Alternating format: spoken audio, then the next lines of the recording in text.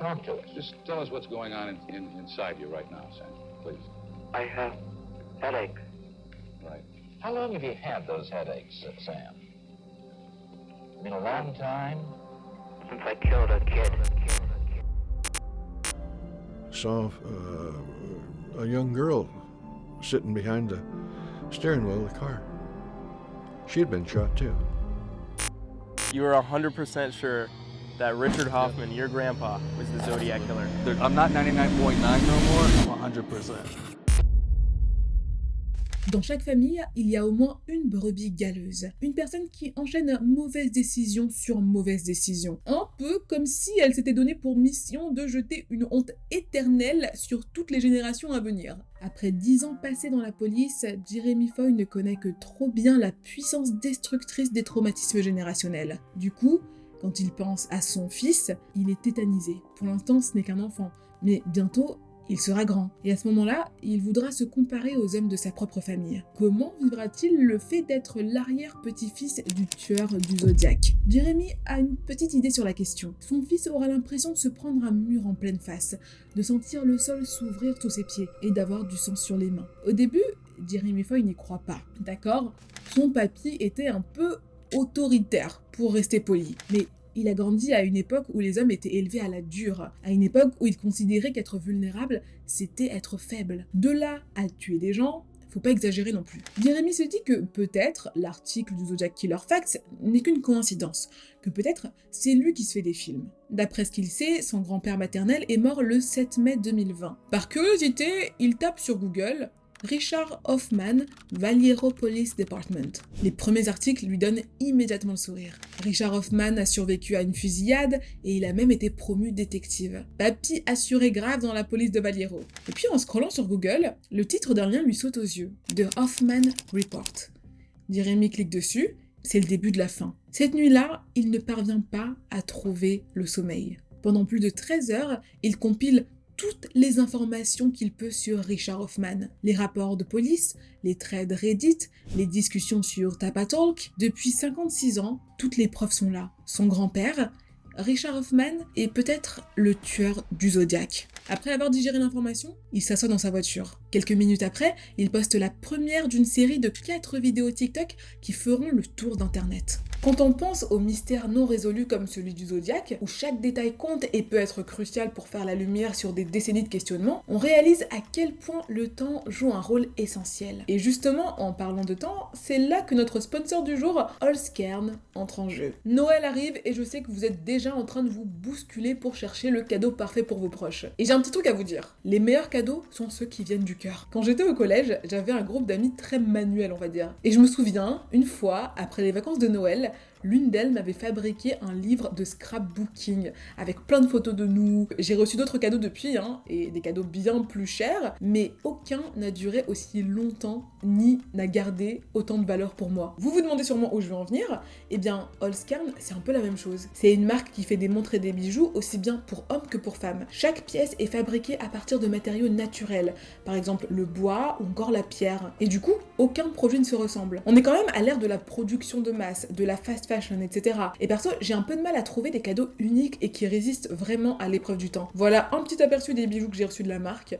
Ils sont incroyables, la qualité est top. Et moi, je vous avoue, je commence à avoir des goûts de dame, des goûts un peu plus raffinés. Et cette montre, je pense qu'elle me suivra très très longtemps. Vous l'avez compris, c'est mon bijou préféré en ce moment. Il faut savoir que Allscairn fabrique les produits en petite quantité. Chaque pièce est unique, vraiment bien finie, et on sent tout le savoir-faire derrière, quoi. En plus de ça, la marque est hyper engagée pour l'environnement. Tout le bois qu'ils utilisent est certifié FSC, ce qui veut dire qu'il provient de forêts gérées durablement. Plus 1 point pour l'impact écologique. Avec le code qui s'affiche à l'écran, vous pourrez bénéficier d'une réduction de moins 15% sur votre prochaine commande. Le lien est juste en bas dans la description.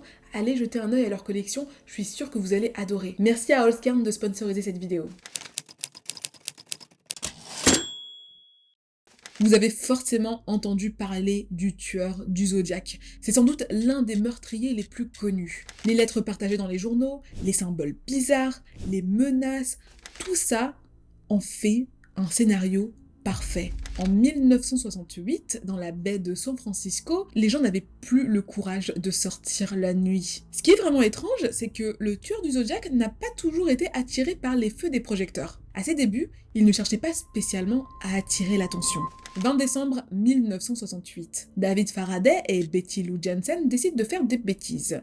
Techniquement, ils sont censés aller à un concert de Noël avec la famille Jensen. Ils roulent jusqu'à un coin isolé, en bordure du lac Herman. C'est à cet endroit, vers 23h30, qu'ils sont froidement assassinés. Les deux corps sont retrouvés dès le lendemain par des passants.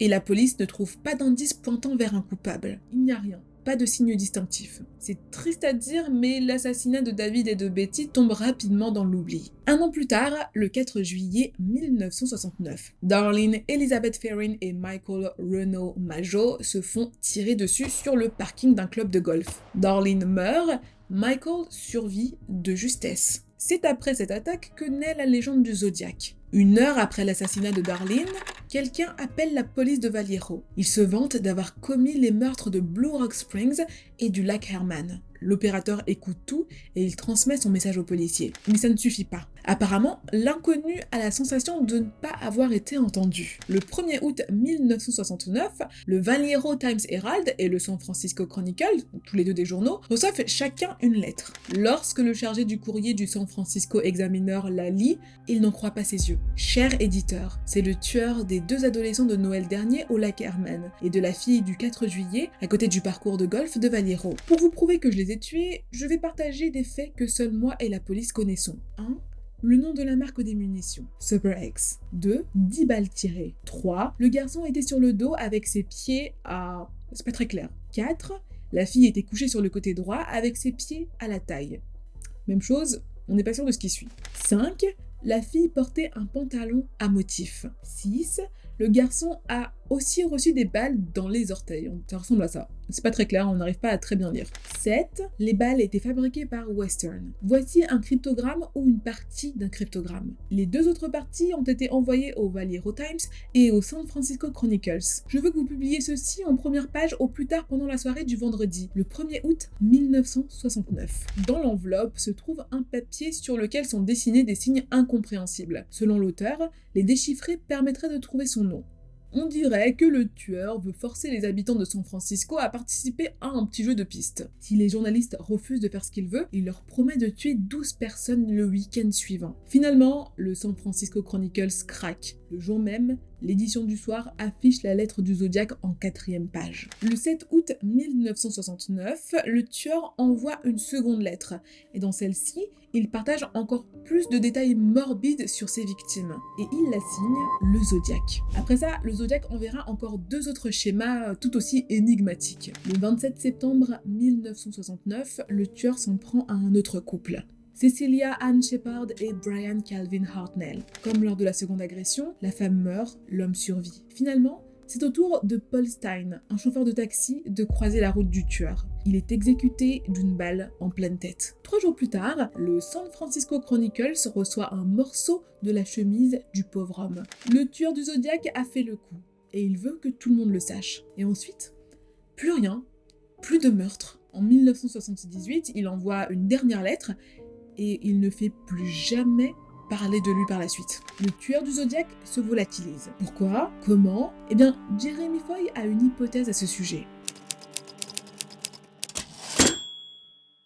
Les voleurs, les trafiquants de drogue, ils ont très souvent la même motivation, l'argent. Mais ce n'est pas vraiment le cas des violeurs et des serial killers. Eux, la plupart du temps, ce qui les intéresse, c'est le pouvoir. C'est le fait de pouvoir dominer quelqu'un. C'est le fait de faire ce qu'ils veulent à leurs victimes. Lorsque le tueur du Zodiac regarde ses victimes, il lit la peur dans leurs yeux. Il sait qu'ils sont à sa merci. Il sait que s'il leur dit de se déshabiller, ou même de se rouler par terre, ils le feront. Et c'est cette sensation d'être un dieu qui pousse le tueur du Zodiac à massacrer des adolescents. Et c'est aussi ce qui pousse Richard Hoffman à être un mari absolument abject. Chez lui, Richard est un tyran. Sous son toit, un seul individu a droit à la parole, lui. Personne d'autre n'est autorisé à avoir des ambitions ou des opinions. My grandpa's character, he was known in my family to be abusive, controlling, manipulating, and also unfaithful to my grandmother. Il trompe sa femme aussi souvent qu'il change de chemise, et lorsqu'il est pris la main dans le sac, il rejette la faute sur son épouse. Parfois même, Il insinue qu'elle est complètement folle, qu'elle dramatise, que ce n'est pas si grave. En plus d'être infidèle, Richard Hoffman est aussi très misogyne. Pour lui, tous les individus de sexe féminin sont that girl, cette fille. Du moment qu'il s'agit d'une femme, Richard considère que la personne lui est inférieure. Et puis c'est aussi un marionnettiste. Il veut avoir le contrôle absolu sur son petit monde. Il l'a à la maison en tant que mari et père, et dans la rue, il aurait exprimé sa soif de contrôle en devenant le tueur du Zodiac. Sauf qu'à partir de 1970, les choses changent pour Richard Hoffman. Il améliore son apparence physique et il commence à faire tourner les têtes dans la rue. Après ça, il quitte son épouse pour une femme bien plus jeune. Professionnellement parlant, ça se passe aussi très bien. Il est promu au poste de détective. En 1978, quand le tueur du Zodiac disparaît, Richard Hoffman est au sommet de sa forme. Il a le contrôle total sur sa jeune épouse. Au travail, il porte la culotte. Les officiers sous ses ordres lui obéissent sans réfléchir. Pour Jeremy Foy, son petit-fils, tout colle. Son grand-père avait déjà tout le contrôle dont il pouvait rêver. Continuer à tuer aurait mis en péril tout ce qu'il avait construit. Oh, et puis il y a les photos. Je vais vous montrer un portrait robot. Et maintenant, regardez cette photo. On est d'accord, la ressemblance est frappante. En tout cas, c'est ce que pense Jeremy Foy. Même chose avec les portraits censés représenter comment le tueur a vieilli. Richard Hoffman est la copie conforme de l'homme dessiné par les survivants. Et ce n'est pas la seule similitude qui saute aux yeux. Le tueur du Zodiac faisait beaucoup de fautes d'orthographe. Dans ses 2 premières lettres, il n'y a pas moins de 20 mots mal éplés. Par exemple, il écrit Christmas avec 2 S au lieu de Christmas avec un seul S. Il écrit Cypher C-Y-I-P-H-E-R au lieu de C-I-P-H-E-R. Cruise C-R-U-S-E au lieu de Cruise C-R-U-I-S-E, etc., etc. Mais le plus intéressant, c'est qu'il écrit Until avec 2 L.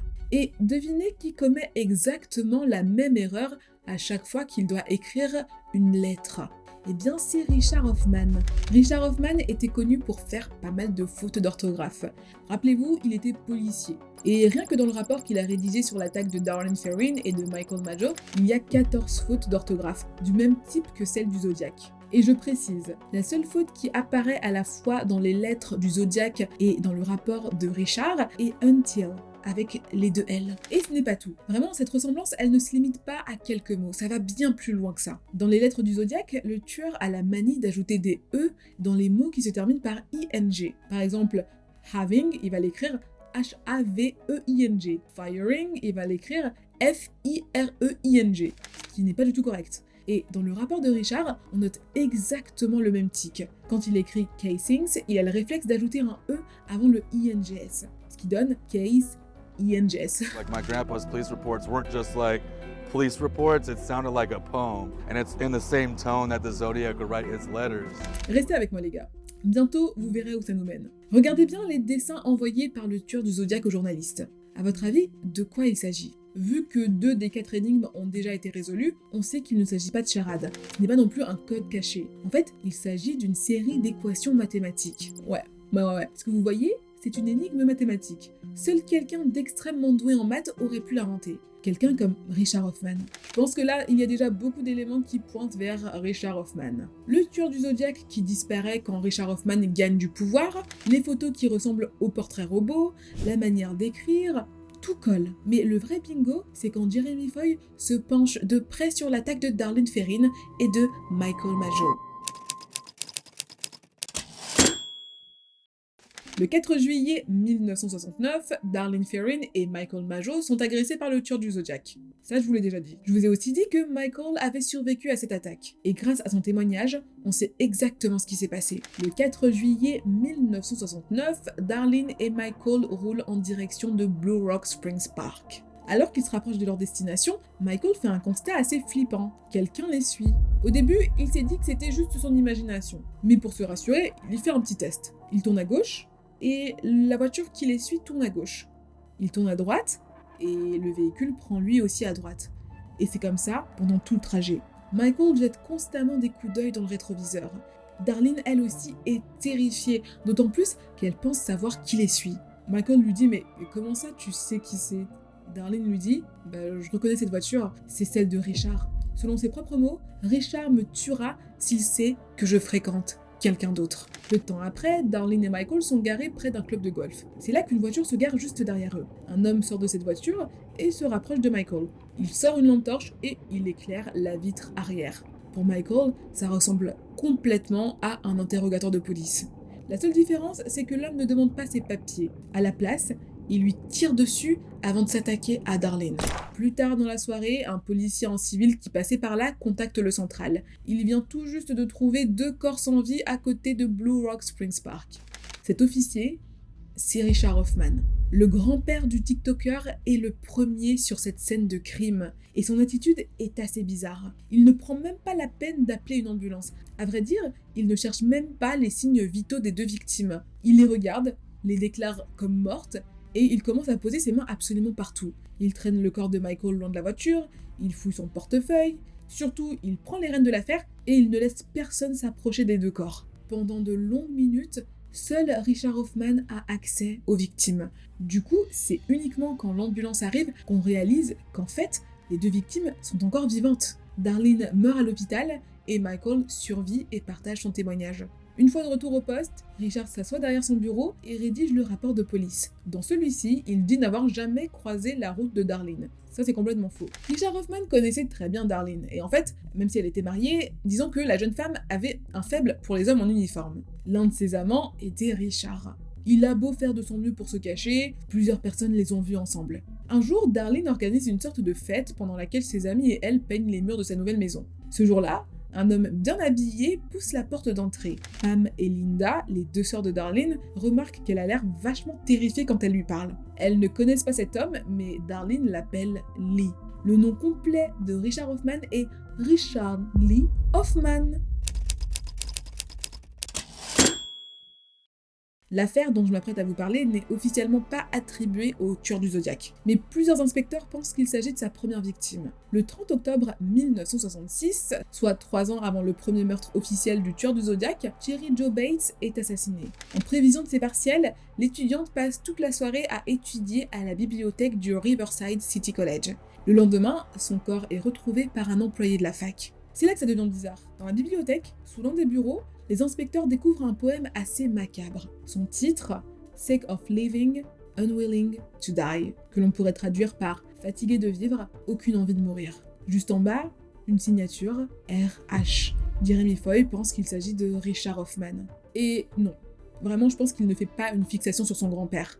Le truc c'est que Richard Hoffman et Cherry Jo Bates ont tous les 2 vécu sur une base militaire au Nebraska. Le frère de Cherry et Richard étaient tous les 2 marines et stationnés au même endroit. Il est donc parfaitement possible que Cherry et Richard se connaissent. L'étudiante finit par quitter le Nebraska pour la Californie et en septembre 1966, Richard s'installe lui aussi en Californie. 1 mois plus tard, Cherry est retrouvée morte sur le campus de sa fac. Pour Jeremy Foy, trop d'éléments s'emboîtent pour qu'on puisse parler d'une coïncidence. L'ex-policier voit là une traînée d'indices qui conduit de manière indiscutable à son grand-père. So if you don't know, my grandpa Richard Hoffman was a Vallejo police officer, and I believe he was the Zodiac killer. Maintenant, il faut savoir que ce n'est pas la première fois qu'un papy à l'aspect totalement innocent est accusé d'être le tueur du Zodiac. Le 15 février 2024, Max a publié un docu-série baptisé The Truth About Jim. On y suit Sierra Barter, une jeune femme persuadée que son grand-père, un certain Jim Mordecai, est le tueur du Zodiac. En 2014, Gary L. Stewart a publié un livre, Searching for My Father and Finding the Zodiac Killer. En gros, à la recherche de mon père, j'ai trouvé le tueur du Zodiac. Lui, il est convaincu que son père, Earl Van Best, est le vrai tueur du Zodiac. En plus de ces 2 profils, d'autres noms ressortent fréquemment.